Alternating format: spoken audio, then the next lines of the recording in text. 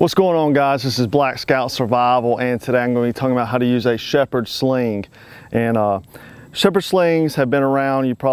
The most famous is David killed Goliath in the Bible using a shepherd sling, and they've been used for a long time. Different militaries and stuff would carry these as like a projectile weapon, and also as a last-ditch weapon. And also even to this day, sheep herders use this to sling rocks at wolves, and that's like the whole purpose of what this is for: sling rocks at wolves while they're guarding the sheep. And that is still done to this day in some regions of the world. This particular one, there's lots out there. This is made by my good friends over there at Ready Man, and basically it's a nylon pouch, and it has a paracord, and this is Titan paracord. Titan paracord has brass snare wire, fishing line, and wax jute in here, so you have survival capabilities within this. But there's lots of different people that say different things. Usually you want your sling to be about as far apart as your wingspan. As you can see, mine is here. On the end of the loops, you're going to have a loop, and then you're going to have a knot. Now, there's a lot of people that do this a lot of different ways, and I actually studied, and found guys that actually do it over, across the water on how they do it, and I mimicked them, and I noticed it's much more accuracy in a quicker time span than I've seen other guys. Some guys will put on their ring finger and hold it like this and sling it. I find that to be not accurate at all. I've also seen guys bring the loop in on the ring finger and do like this. Also, to me, loss of accuracy.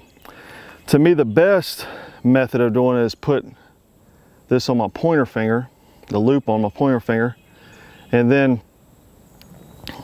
grab,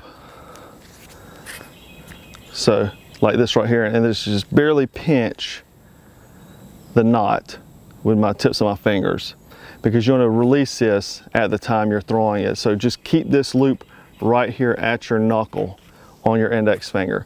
Now, I see a lot of guys swinging like this as well and throwing.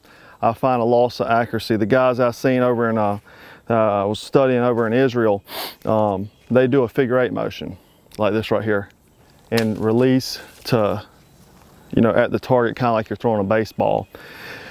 And obviously that will take just time and practice to get your accuracy. But like I said, I see a lot of guys doing this. I've seen guys doing this. Honestly, the best way is to gain accuracy quick is to do a figure 8 motion.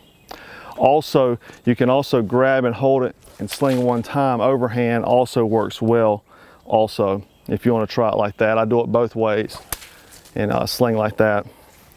But like I said, you want to lightly just hold this knot with your finger and just swing, and then at time of release, right about where you would throw a baseball, you release it, and the momentum of this will shoot that rock out there. Now, I notice light rocks is hard to be accurate with. You want heavier rocks, not real heavy rocks, but heavier rocks. These are some about the size I've been using. Smoother rocks like river stones work the best, but I couldn't find those right now, but this is the type I'm using, the size, and these work very well for me. But anyhow, let's go ahead and demo this, and let's try to hit my battle box target a few times.